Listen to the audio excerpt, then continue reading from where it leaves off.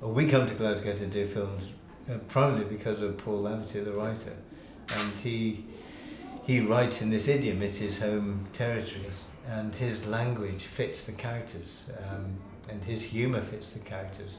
So that when the actors read the script, this is their language, and it means that the lines really belong to them, are part of them, and that's very important. So it's. I mean, I was always taught you follow the writer. The writer, in a way, is the most important person. Follow the writer and go where the writer writes.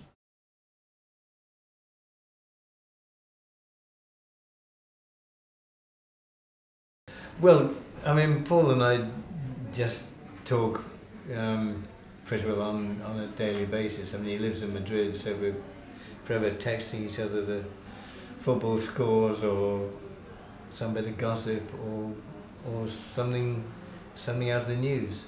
And obviously what has been an ongoing concern, I suppose, is the waste of large numbers of young people through having no work. It's like the world is saying to them, you have no value. And they face a life without a secure job, without being able to buy a house or a home, and without that sense of identity that work can give you.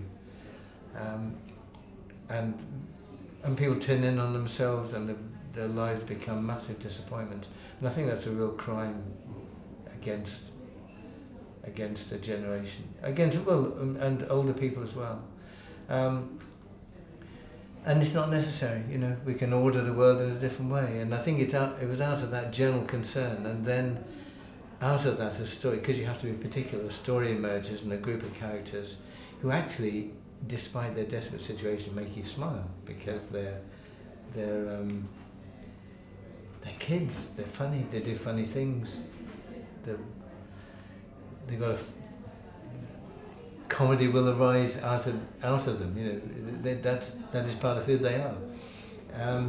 And so Paul had this idea of a group that were doing community payback, and of one of the guys in particular who has a real need to make money, just to escape his background. He's got a young child, he's got a girlfriend that he's fond of, and no way of caring for them. So out of that desperate situation, a story arose of where they were able to liberate a little expensive whiskey, which provided a bit of support for them.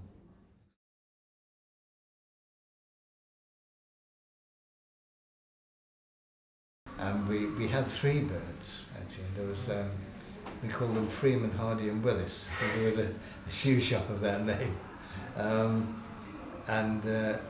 One of them didn't perform very well. I think it was Freeman and Hardy were pretty good. Willis was a bit of a disappointment. But they survived the film very happily. There was a dead kestrel at the end, but I think it had died from natural causes.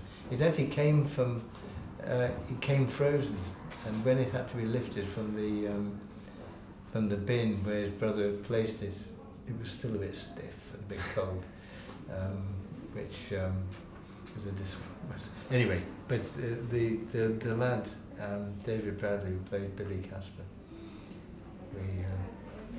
the idea was that he believed it was the real bird. But no birds were killed in the course of making the film. The Battle of Algiers is a pretty good film.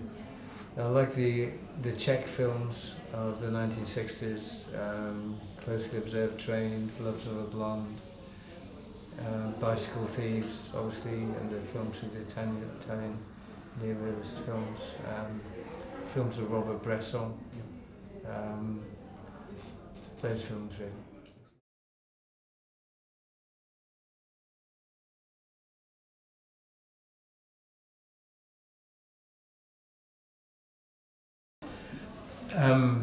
Well, I think the things that happen when you're young are always impress you the most, don't they?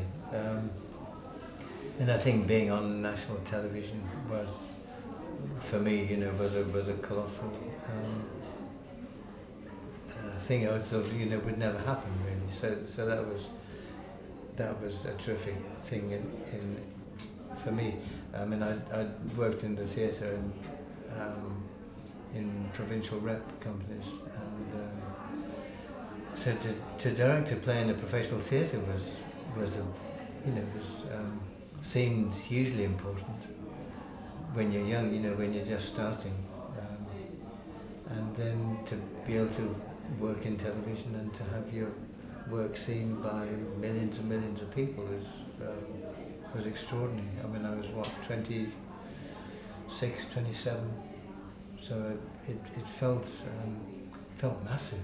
Well, it was, I was hugely lucky.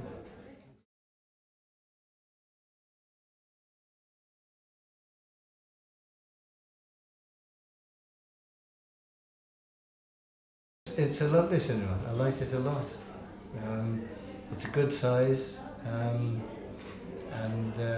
most importantly, it projects on film, which I was very pleased to see.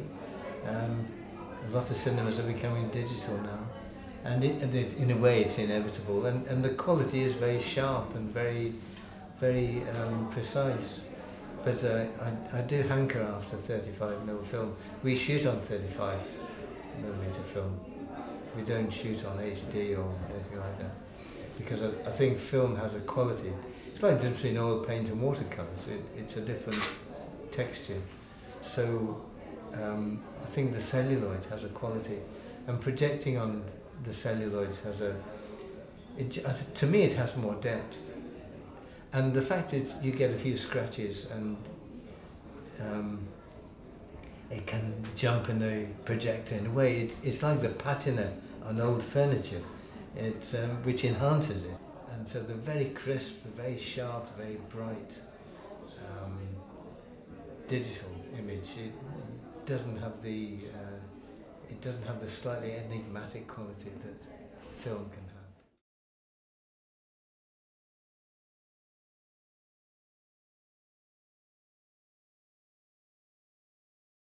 Well, the message of the customers, thanks for coming. Tell your friends. Well, thank you for showing the films. It's a privilege to have the film shown, and thank you for that. And I hope they stand the test of time. You're very lucky to be able, or if you can make films, you're very lucky to be able to. It's a job you're very lucky to have. Most under-noticed people are the writers, really. I mean, with Land and Freedom of Jim Allen, who's great writer from Manchester, socialist, self-taught, brilliant guy. I learned a lot from him. Obviously, Paul Lavish I worked a lot with. Kess was another great writer, Barry Hines from South Yorkshire. Again, a writer who is from the place where he writes, that he writes about, and again you hear that authenticity in the dialect and in the dialogue. So it's the writers. If I had to say one thing, is watch out for the writers.